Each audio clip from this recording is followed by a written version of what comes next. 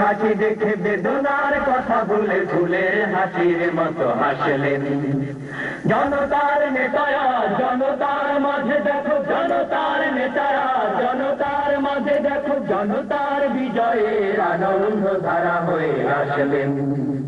মজলুম মানুষের মুখে মুখে হাসি দেখে, মজলুম মানুষের মুখে মুখে হাসি দেখে বেদনার কথা ভুলে ভুলে হাসির মতো হাসলেন। ও হো হো হো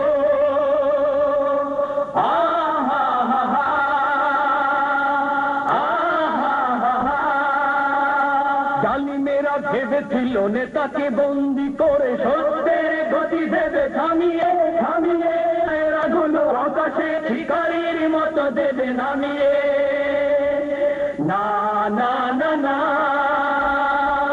না পারেনি, না না না পারেনি, জালিমেরা পারেনি, না না না হারেনি, জনগণ হারেনি। সে খবর পৃথিবীর সংগ্রামী মানুষেরা চেতনার আলোকিত গভীর আবেগ নিয়ে জানলেন। মজলুম মানুষের মুখে মুখে হাসি দেখে, মজলুম মানুষের মুখে মুখে হাসি দেখে বেদনার কথা ভুলে ফুলের হাসির মতো হাসলেন। ও হো হো হো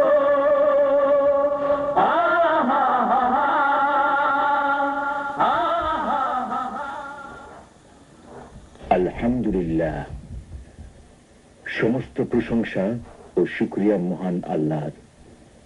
অবশেষে মিথ্যার বেড়াজাল ছিন্ন করে সত্য বিজয়ী হল। আপামর তৌহিদি জনতার নয়নমণি ইসলামী আন্দোলনের বিশ্ববরেণ্য নেতা অধ্যাপক গোলাম আজম বাংলাদেশের নাগরিক।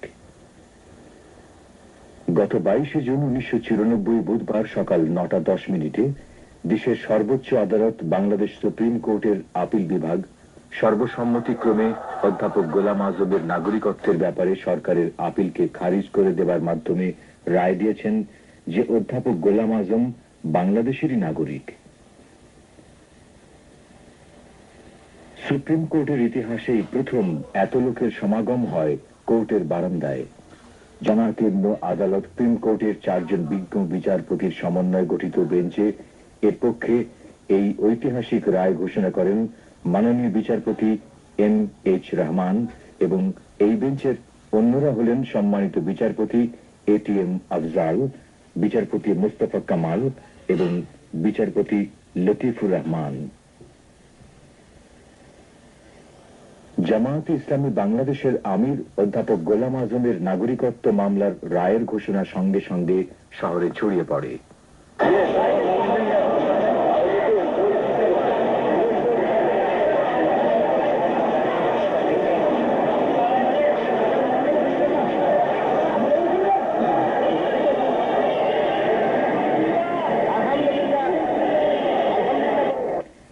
আদালত প্রাঙ্গণে সমবেত হাজার হাজার জনতা মহান আল্লাহর দরবারে শুকরিয়া আদায় করার জন্য মাঠে নেমে আসে।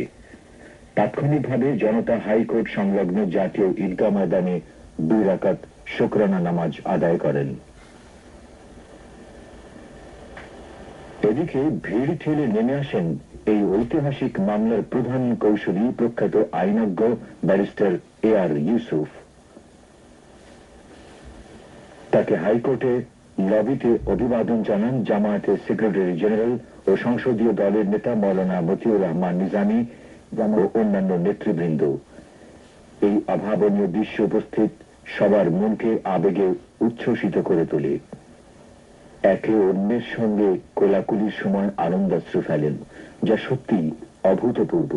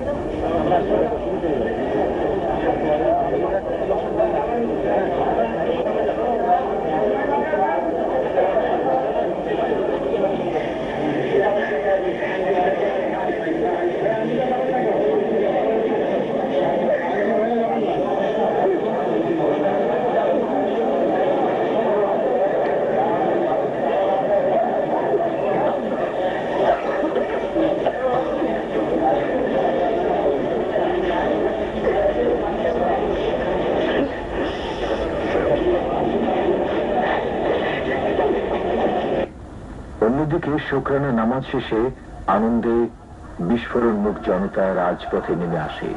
তারা গগন বিদারী আল্লাহু আকবার ধ্বনি দিয়ে মিছিল সহকারে রাজপথে অগ্রসর হয়। সর্বস্তরে স্বতঃস্ফূর্ত জনতার এক অনিঃশেষ স্রোতধারায় পরিণত হয়।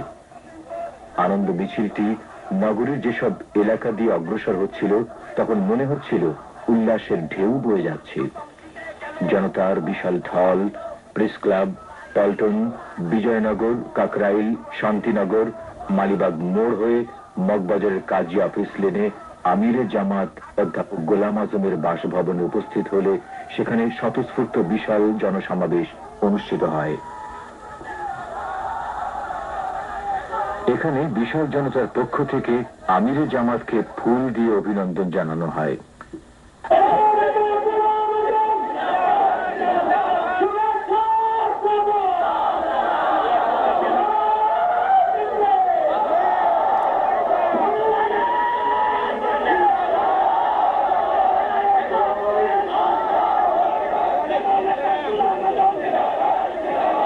ঢাকা মহানগরীর জনতার পক্ষ থেকে অভিবাদন জানিয়ে বক্তব্য রাখেন মহানগরী আমির এটিএম আজহারুল ইসলাম।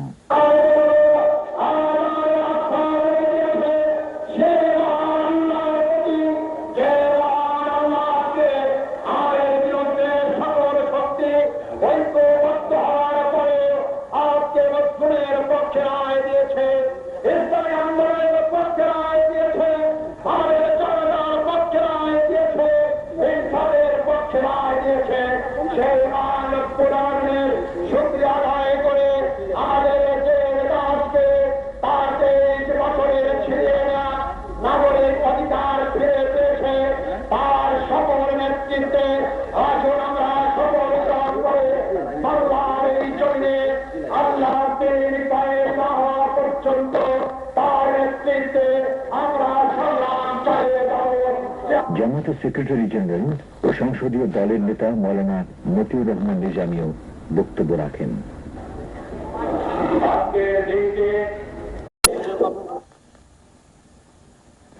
দীর্ঘ 23 বছর অধ্যাপক গোলাম আজমের জন্মগত নাগরিকত্ব সরকারিভাবে অস্বীকৃতি থাকার পর দেশের সর্বোচ্চ আদালতের চূড়ান্ত রায়ে তিনি আইনগতভাবে বাংলাদেশের একজন জন্মগত নাগরিকের স্বীকৃতি পেলেন।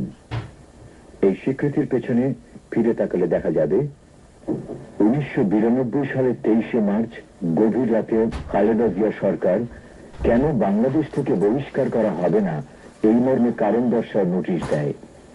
মাত্র 9 ঘন্টার মধ্যে এই নোটিশের জবাব দিতে হবে। এই স্বল্প সময়ে নোটিশের জবাব দেওয়ার পরেও ইসলাম প্রিয় জনতার হৃদয়ে আঘাত করে 24শে মার্চ রাত 12টায় আটক আদেশ দিয়ে অধ্যাপক গোলাম আজমকে জেলে প্রেরণ করা হয়।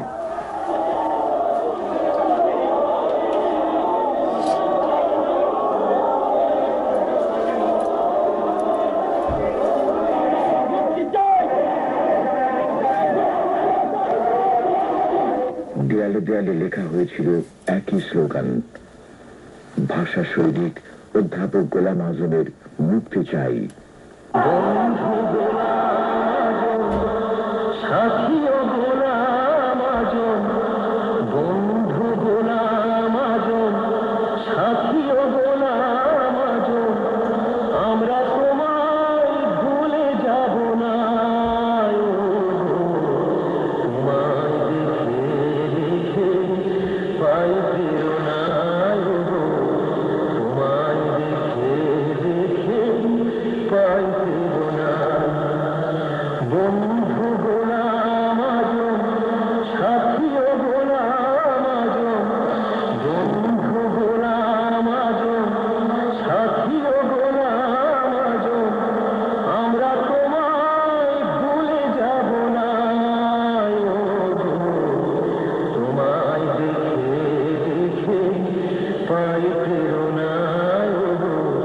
তোমায় দেখে